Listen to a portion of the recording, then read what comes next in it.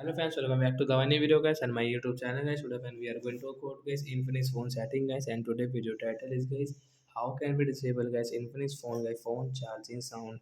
Friends, you don't like guys your phone charging sound guys, you want to disable it. So how can you disable? Today friends, I will show you, I will tell you guys. So before starting video friends, first of all go and subscribe the channel guys, click the bell icon, like the video guys. So first of all open your phone setting.